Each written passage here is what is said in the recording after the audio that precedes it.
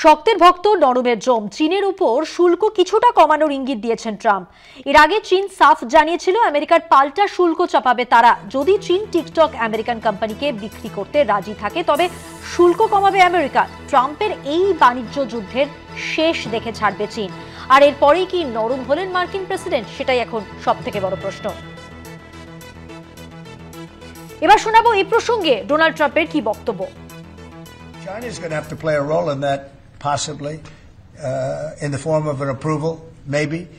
And I think they'll do that. Maybe I'll give them a little reduction in tariffs or something to get it done, you know, because every point in tariff is worth more money than TikTok, if you think.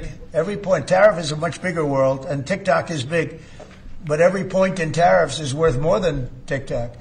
So, in order to get China to do, maybe I'd give them a reduction in tariffs as an example. Sounds like. চীনের ওপর শুল্ক কিছুটা কমানোর ইঙ্গিত দিলেন Trump.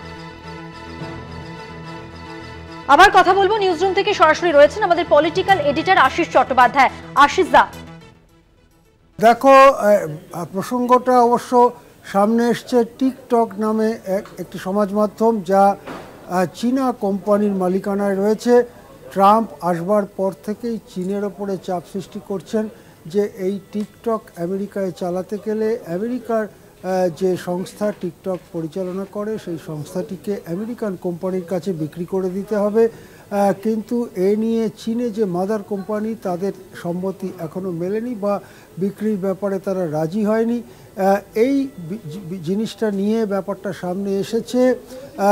Trump যেটা বলেছেন যে ওরা যদি টিকটক বিক্রি করতে রাজি হয় তাহলে চীনের ওপরে আমরা শুল্ক কিছুটা কমাবো। কিন্তু শুধুমাত্র টিকটককে সামনে রেখে কথাটা বলা হলেও চীন সম্পর্কে মার্কিন যুক্তরাষ্ট্রের মনোভাব যে আগের থেকে খানিকটা নরম হয়েছে এবং সেটা যে চীনের শক্ত মনোভাবের পরিপ্রেক্ষিতে সেটা আর ঢেকে রাখা যাচ্ছে না। কেন? তার কারণ চীনের কিছু পণ্যের ওপরে যখন এর আগে মার্কিন যুক্তরাষ্ট্র নতুন শুল্ক চাপিয়েছিল, চীনও পাল্টা মার্কিন যুক্তরাষ্ট্রের অনেক জিনিসের উপরে শুল্ক চাপিয়েছিল এবং চীনের সর্বোচ্চ স্তর থেকে বলা হয়েছিল যে শুল্ক বাড়িয়ে যে শুল্ক যুদ্ধ শুরু করছেন ট্রাম্প তার শেষ আমরা দেখে ছাড়ব।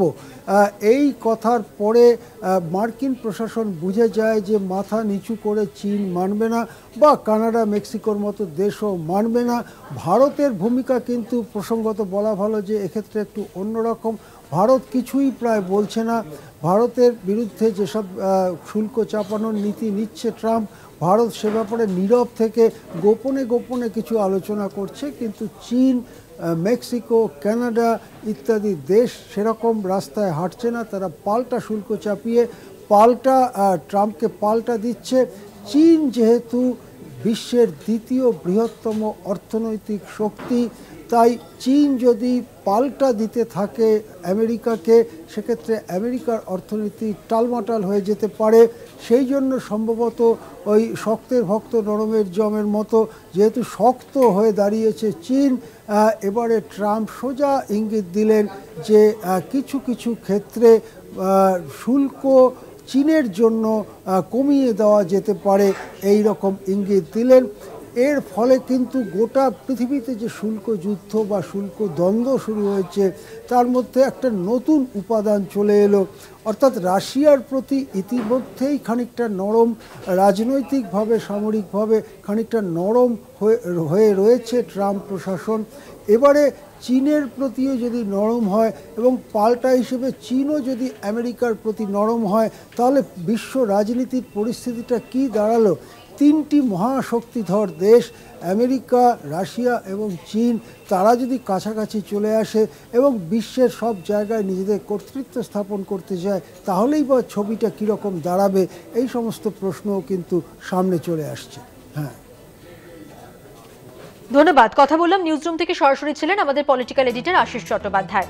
চীনের ওপর শুল্ক কিছুটা কমানোর ইঙ্গিত দিয়েছেন ট্রাম্প। এর আগে চীন সাফ জানিয়েছিল আমেরিকার পাল্টা শুল্ক চাপাবে তারা যদি চীন টিকটক আমেরিকান কোম্পানিকে বিক্রি করতে রাজি থাকে।